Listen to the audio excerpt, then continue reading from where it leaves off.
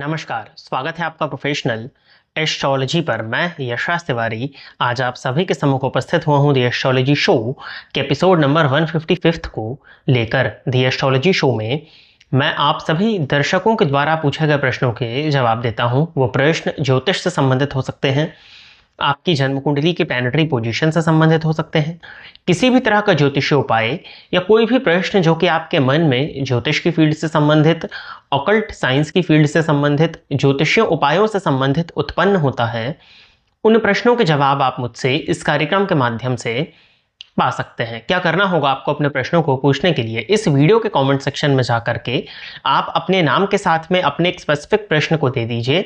फिर जैसे ही the astrology show के अन्य एपिसोड्स आते हैं, उन एपिसोड्स में मैं आप सभी दर्शकों के द्वारा पूछे गए प्रश्नों के जवाब को लेकर के उपस्थित हो जाऊंगा। यदि आप इस कार्यक्रम को देखते हैं और इस कार्यक्रम के माध्यम से आपका कुछ भी लाभ होता है तो आप इस वीडियो को लाइक करें, साथ ही साथ इस चैनल को सब्सक्राइब करें ताकि इन फ्यूचर जो भी कंटेंट मेरे द्वारा इस चैनल पर अपलोड किया जाता है उसका नोटिफिकेशन आपको मिलता रहे। यदि इस कार्यक्रम के माध्यम से आपका कुछ भी लाभ होता है तो आप इस वीडियो को ज़्यादा से ज़्यादा लोगों के साथ में शेयर करें ताकि और भी लोगों का लाभ हो और उसका माध्यम आप सभी दर्शक बने।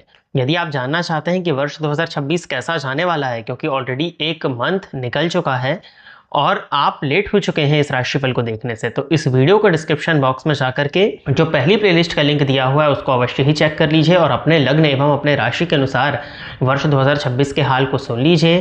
कैसा होने वाला है ये जान सकते हैं, आप अपने वर्ष को प्लान कर सकते हैं और कुछ उपाय वहाँ दिए गए हैं जिनको करके आप अपने इस वर्ष को और बेहतरीन बना सकें। तो इस कार्यक्रम को देखने के बाद में अवश्य ही उस प्लेलिस्ट को चेक कर लीजिएगा। अब हम बिना विलंब किए अपने आज के इस कार्यक्रम की शुरुआत करते हैं और आज के इस कार्यक्रम का जो पहला प्रश्न है यह है आशीष शर्मा जी। इन्होंने लिखा है, गुरुजी मेरी कुंडली में राहु ग्रह अष्टम भाव में है और मेरे ऊपर राहु की महादशा चल रही है। मैं शारीरिक, आर्थिक और मानसिक रूप से बहुत ज़्यादा परेशान हूँ। मुझे कोई तत्काल प्रभाव वाला उपाय बताएं। देखिए, आपको अपना लग्न भी बता देना चाहिए था और अष्टमेश की स्थिति को भी यदि आप बता देते तो मेरे लिए ज़्यादा इजी होता आपको एक प्रॉपर उपाय बता पाना जो कि आपके लिए प्रभावशाली हो। तो अब कोई दिक्कत नहीं है, अगले कार्यक्रम में आप दे सकते हैं, या मैं आपको सलाह दूंगा कि आप ज़्यादा परेशान यदि हैं तो आप एक बार समय लेकर के अपनी जन्म कुंडली का विश्लेषण करा लीजिए। देखिए, राहु का अष्टम स्थान में जाना कोई बहुत ज़्यादा फेवरेबल नहीं माना जाता है। अष्टम भावस्थ राहु यदि उनकी दशा अंतर्दशा आ जाती है तो जातक को स्वास्थ्य से संबंधित परेशानियां देते हैं। इनकी पांचवी दृष्टि 12वें भाव पर अर्थात व्यय भाव पर होने के चलते धन का व्यय देखने में आता है।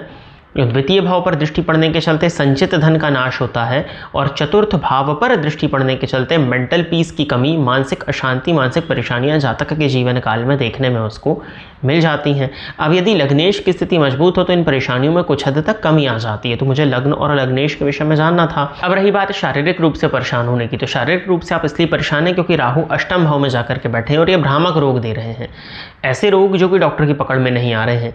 रिपोर्ट्स आपकी ठीक आ रही हैं बट आपको प्रॉब्लम है, रिपोर्ट्स कुछ शो कर रही है बट आपको वो प्रॉब्लम है ही नहीं, यानी कि भ्रामक रोग, डॉक्टर की पकड़ में ही आपके रोग का ना आ पाना, इसको भ्रामक रोग कहा जाता। तो ये राहु दे रहे हैं। आर्थिक परेशानियां, व्यय की अधिकता है, संचित धन का नाश हो रहा है तो कहीं ना कहीं आर्थिक परेशानी भी आएगी। और फोर्थ हाउस का प्रभाव होने के चलते, क्योंकि राहु की 9वीं दृष्टि चतुर्थ भाव पर भी पड़ रही है ना, तो फोर्थ हाउस पर राहु की दृष्टि पड़ने के चलते, फोर्थ हाउस आपके मेंटल पीस का है, आपके सुख का है, आपके चैन का है, यहाँ पर राहु की दृष्टि पड़ती है तो जातकों को मानसिक रूप से अशांत और बेचैन कर देती है। अब आप चाहते हैं कि कोई तत्काल प्रभाव वाला उपाय, तो आप सबसे पहले तो देखिए गणेश जी की आराधना चालू करिए। ये आपको पूरी ही राहु की महादशा में हेल्प करेगी। आप नोट कर सकते हैं, इस वीडियो को सेव करके रख सकते हैं, रोक रोक करके पेपर पेन पे नोट कर लीजिएगा। आजकल तो आपको नीचे वीडियो के सबटाइटल्स भी देखने में मिल जाते हैं तो आप वहाँ से भी जा करके वो कर सकते हैं, नोट कर सकते हैं। नोट कर लीजिएगा, गणेश जी की आराधना करिए, नित्य गणेश जी के मंदिर में जाइए, वहाँ दर्शन करिए, गणेश जी की 3 परिक्रमा करिए। गणेश जी के मंदिर में ही बैठ करके ओम गं गणपतये नमः इस मंत्र का नित्य 3 माला जाप करिए। और मंदिर नहीं जा पा रहे हैं तो घर में ही करिएगा, ऐसा नहीं है कि मंदिर की स्थिति छूटा तो जाप भी छूट गया। संकट नाशन गणपति स्तोत्र का पाठ करना, ये 4 उपाय आपके पूजा पाठ से संबंधित हो जाएंगे। इसके साथ ही साथ में बुधवार के दिन आपको मछलियों को कुछ खाने को देना है और मंगलवार की रात में हरी मूंग भिगा करके सुबह सुबह पक्षियों को खाने को दीजिए वेडनेसडे के दिन। इन 5 उपायों को करिए और शनिवार के दिन 8.25 रत्ती से ऊपर का लाजवर्त बनवा करके लेफ्ट हैंड की मिडिल फिंगर में चांदी की अंगूठी में आप धारण कर लीजिए। इन कुछ उपायों को करने से यदि भगवान ने चाहा तो बहुत हद तक परेशानियों में कमी आ सकती है। आगे बढ़ जाते हैं। अगला प्रश्न जो है यह है पूजा पाटिल जी, इन्होंने लिखा है मेरे को तो लग्न राशि के हिसाब से शनि की 7.5 में तकलीफ हो रही है। इनका ये जो कमेंट है ये एक ऐसे शॉर्ट वीडियो पे आया है। अब वो शॉर्ट वीडियो में क्या है ये तो पता नहीं है, लेकिन मुझे लग रहा है कि 7.5 से संबंधित है, जहाँ पर मैंने नाम राशि और जन्म राशि पर लगने वाली 7.5 के विषय में बताया था। इनका कहना है कि लग्न की राशि के हिसाब से भी 7.5 में परेशानियां हो रही हैं। इसीलिए मैं कहता हूं, आपको याद होगा कि जब मैं वार्षिक राशिफल बताता हूं या मैंने शनिदेव का राशि परिवर्तन प्रभाव बताया था तो मैंने लग्न एवं राशि कहा था। लोगों को यहाँ पर बहुत कन्फ्यूजन हो जाता है कि लग्न से देखना है कि राशि से देखना है, तो मैंने कहा था आप दोनों से ही देखिए, दोनों का ही आप 50-50 मानिए। यदि दोनों में ही आपके लिए अच्छा है तो बहुत अच्छा होगा, एक में अच्छा है एक में बुरा है तो 50-50 होगा, दोनों में बुरा है तो बहुत ज़्यादा बुरा होने की पॉसिबिलिटीज़ बनती हैं। तो ये इस तरह से इसको देखा जाता है।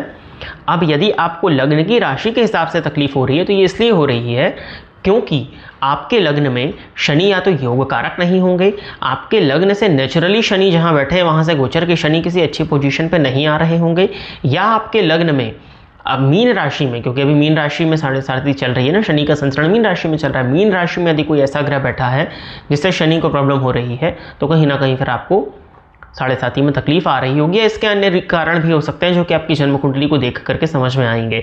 तो आप एक नाव के लोहे का छल्ला लेफ्ट हैंड की मिडिल फिंगर में धारण करिए, शनिवार के दिन हनुमान जी की अत्यधिक आराधना करिए, नित्य हनुमान चालीसा का पाठ करिए, एक बार बजरंग बाण का भी पाठ आप कर सकते हो, इन उपायों को करिए।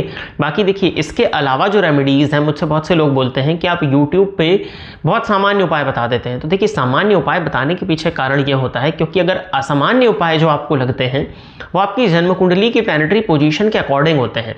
जैसे अब राहु मान लीजिए, जैसे पहले वाले प्रश्न में अष्टम भाव में था, अब यदि वहाँ वो मंगल की राशि में तो उपाय बदलेगा, और यदि वहाँ शुक्र की राशि में तो उपाय बदलेगा। तो जन्म कुंडली स्पेसिफिक आधार पर उपाय होते हैं। जो सामान्य उपाय होते हैं वो एक नेचुरल उपाय होते हैं जिनको करने से आपको किसी तरह का नुकसान ना हो, इसलिए मैं रत्नदी एस्ट्रोलॉजी शो में रिकमेंड नहीं करता हूँ। लेकिन लाजवर्त और ये जो लोहे का छल्ला मैंने बताया, इसका कोई बहुत ज़्यादा नेगेटिव इम्पैक्ट नहीं होता, इसलिए मैंने आपको यहाँ पर रिकमेंड कर देता हूँ। तो जो दी एस्ट्रोलॉजी शो में यदि कोई उपाय बताए जा रहे हैं तो वो ग्रहों की कुछ 4-5 स्थितियों को देख करके बताए जा रहे हैं, पूरी जन्म कुंडली को देख करके नहीं बताए जा रहे हैं। ऑब्वियस सी बात है कि जब आप पूरी जन्म कुंडली का अध्ययन करके उससे संबंधित उपाय आप रेमेडीज़ जब बनाओगे तो वो कहीं ज़्यादा प्रभावशाली होंगी। लेकिन यदि हम एक प्रश्न विशेष पर रेमेडीज़ देंगे तो वो जनरली होनी चाहिए, और जनरल रेमेडीज़ का भी रिजल्ट है। कई बार जैसे कहते हैं ना कि कई बार वो 5 रुपए की पैरासिटामोल जो आती है वो आपको ज़्यादा अच्छा रिलीफ दे देती है, आप मल्टीपल मेडिसिन ले लो उसके कंपैरिजन में। तो ये सामान्य उपाय भी आपको बहुत अच्छा रिजल्ट जो है वो दे देंगे। यदि आप हनुमान जी की आराधना करते हो तो 7.5 से संबंधित बहुत से बुरे प्रभावों में कमी आ जाती है। और अगला प्रश्न जो है यह है रमेश वर्मा जी, इन्होंने लिखा है कि गुरुजी मेरी कुंडली में शनि चौथे भाव में है और पिछले 3 साल से नौकरी में रुकावट आ रही है, कृपया कोई उपाय बताएं। शनि में शनि की अंतर्दशा चल रही है। जी बिल्कुल सही है, इसमें कहीं कोई संशय नहीं है। यदि आपको शनि में शनि की अंतर्दशा भी चल रही है तो पता नहीं कितने समय से चल रही है, परंतु शनि में शनि की अंतर्दशा 3 साल की होती है, और शनि में शनि की अंतर्दशा चलने से पहले आपको गुरु में राहु की अंतर्दशा चली है जो कि लगभग 2 वर्ष 4 महीने की होती है। तो गुरु की दशा में राहु की अंतर्दशा का नकारात्मक प्रभाव जातक के जीवन काल में साफ प्रदर्शित होता है। तो उस वजह से भी आपको परेशानी चल रही है, और आपने बताया पिछले 3 साल से, और शनि में शनि की अंतर्दशा तो होती ही 3 साल की है, तो लगभग 2 साल वहाँ के ले लीजिए, और ये फेज़ तो आपका चल ही रहा है, इस वजह से आपको परेशानियाँ हो रही हैं। अब आप अपनी जन्म कुंडली में देखिएगा, अब गुरु में राहु से तो कोई बहुत ज़्यादा लेना देना नहीं है क्योंकि वो निकल चुका है, शनि की दशा चल रही। अब शनि आपकी कुंडली के चौथे भाव में बैठे हैं और लग्न आपने भी नहीं बताया है, ठीक है। चौथे भाव में शनि बैठे हुए हैं जाकर के, तो चतुर्थ भाव मैंने बताया ना, सुख का होता है, चैन का होता है, आपके मेंटल पीस का होता है। वहाँ जाके शनि जैसा ग्रह यदि बैठ जाएगा तो कुछ हद तक जातक के जीवन काल में उदासीनता उत्पन्न होगी। अब उदासीनता कब उत्पन्न होती है? ऐसे बैठे ठाले सब कुछ अच्छा चल रहा हो तब तो उदासीनता नहीं होती ना, वो विरक्ति वाली उदासीनता की अलग बात है। अगर विरक्ति वाली उदासीनता होती तो शायद प्रश्न भी यहाँ पर नहीं आता। ये उदासीनता इस बात को प्रदर्शित कर रही है कि कहीं ना कहीं जातक की जो चाहते हैं वो पूर्ण नहीं हो पा रही हैं, या फिर जहाँ पर अपेक्षाओं की पूर्ति ना हो वहाँ पर उदासीनता उत्पन्न होती है। तो ये उस तरह की उदासीनता है। और आपने कहा भी है कि नौकरी में रुकावट आ रही है, क्यों नौकरी में इसलिए रुकावट आ रही है क्योंकि अधीनस्थता का भाव छठा है, शनि की तीसरी दृष्टि यहाँ पड़ गई, और शनि की सातवीं दृष्टि आपके लिए दशम स्थान पर पड़ रही है, जो कि उच्च अधिकारियों का, आपके करियर का, आपके प्रोफेशन का घर है। यहाँ पे बाधा शनि उत्पन्न कर रहे हैं और शनि की दृष्टि लग्न पर पड़ने के चलते उनकी दशा है, तो कोई भी कार्य वक्त पर नहीं हो रहा है। इसी वजह से आपको परेशानियों का सामना करना पड़ रहा है। तो सबसे पहले तो आप चाहें यदि तो नित्य शनिदेव के मंत्र का जाप कर सकते हैं। इस उपाय को करने से बहुत हद तक परेशानियों में शनिदेव की कृपा से कमी आ जाती है। और आप भी हनुमान चालीसा का पाठ करिए, हनुमान जी की आराधना करिए, जो मैंने इसके पहले वाले प्रश्न में आंसर किया है, उसको करने से बहुत हद तक परेशानियों में कमी आ जानी चाहिए। और अगला प्रश्न जो है यह है नेहा सिंह जी, इन्होंने लिखा है कि मेरी कुंडली में मंगल दोष है और शादी बार बार टूट जा रही है, क्या कोई शांति का उपाय है? आज पूरा ही दी एस्ट्रोलॉजी शो उपाय ओरिएंटेड शो हो गया है, हर कोई उपाय ही उपाय पूछ रहा है यहाँ पर। देखिए मंगल दोष है, मैं इसको पहली चीज़ तो दोष नहीं मानता, मैंने पहले भी बताया था, तो इस विषय में भी मैं बताता हूँ, क्योंकि मंगल दोष कोई शास्त्रीय शब्द नहीं होता है। मंगल यदि लग्न में, चतुर्थ में, सप्तम में, अष्टम में और द्वादश स्थान में जाकर के बैठे तो व्यक्ति मांगलिक होता है और ऐसे व्यक्ति के अंदर ऊर्जा की मात्रा अधिक होती है। ऐसा व्यक्ति थोड़ा अपने लव्ड वंस को लेकर के पॉजिटिव होता है। अब इसको मंगल दोष इसलिए बोल दिया जाता है क्योंकि यदि आप मांगलिक और नॉन मांगलिक का विवाह कराते हो तो कहीं ना कहीं दोनों के नेचर और टेम्परामेंट में परेशानियां आती हैं, पॉजिटिवनेस के लेवल में उतार चढ़ाव देखने में मिलता है, तो कहीं ना कहीं दाम्पत्य में परेशानियां होती हैं। अब आपका प्रश्न जो है कि शादी बार बार टूट जा रही है, तो अब यहाँ पे दो चीज़ें होती हैं, या तो शादी फिक्स होकर बार बार टूट जा रही हो, शादी ना हो पा रही हो, या दूसरा जो वैसे पॉसिबिलिटी इसकी कम है, लेकिन दूसरा ये भी हो सकता है कि एक शादी हो रही है, टूट जा रही है, आप दूसरी करो फिर टूट जा रही है, तीसरी करो फिर टूट जा रही है। तो ये सेकंड वाला जो सिनारियो है बहुत रेयर है, ऐसा तो नहीं हो सकता, और अगर ऐसा हो रहा होता तो आप कुंडली दिखा लेते, यहाँ प्रश्न नहीं करते। तो इसका मैं ये मतलब समझता हूँ कि शादी बार बार फिक्स होकर के टूट जा रही है, तो इसके लिए केवल और केवल मंगल को दोष दे देना ठीक नहीं होगा। आपको अपनी जन्म कुंडली की सप्तम भाव को, सप्तमेश को, और आप चूंकि स्त्री हैं तो गुरु की पोजीशन को देखना होगा। हो सकता है जन्मांक या नवमांश में गुरु की पोजीशन ठीक ना हो, सप्तम भाव पर शनि, राहु जैसे पापक ग्रहों का, क्रूर ग्रहों का प्रभाव पड़ रहा हो, तो इस पूरी स्थिति को देखना होगा। आप एक उपाय करिए, जो कात्यायनी महामाय वाला मंत्र है, कात्यायनी महामाय महायोगिन्यधीश्वरी नंद गोप सुतम देवी पति में कुरुते नमः, इस मंत्र का नित्य 3 माला जाप करिए। और जब अभी चैत्र के मास में नवरात्रि आएंगी तो उस नवरात्रि में इस मंत्र को 7 माला तक लेकर के जाइए और जाप करिए। 9 दिनों की बात रहेगी, ज़्यादा समय नहीं होगा। और गुरु के उपाय करिए। गुरु के मैंने बहुत सारे उपाय बताए हुए हैं अपने वीडियो में। गुरुवार के दिन 1 चुटकी हल्दी डाल करके जल में स्नान करना, और संभव हो तो जाकर के एक बार त्रिपिंडी श्राद्ध भी करा लीजिएगा। इन कुछ उपायों को करने से बहुत हद तक परेशानियों में कमी आ जानी चाहिए और आपका विवाह भगवान की कृपा से फिक्स हो जाना चाहिए। तो प्रिय दर्शकों, इतने ही प्रश्नों को दी एस्ट्रोलॉजी शो के एपिसोड नंबर 155 के लिए सिलेक्ट किया गया था, और इतने ही प्रश्नों के जवाब को लेकर के आज मैं आप सभी के सम्मुख उपस्थित हुआ था। आशा करता हूँ कि जितने भी लोगों के प्रश्नों के जवाब मैंने इस कार्यक्रम के माध्यम से दिए वो सभी लोग संतुष्ट होंगे।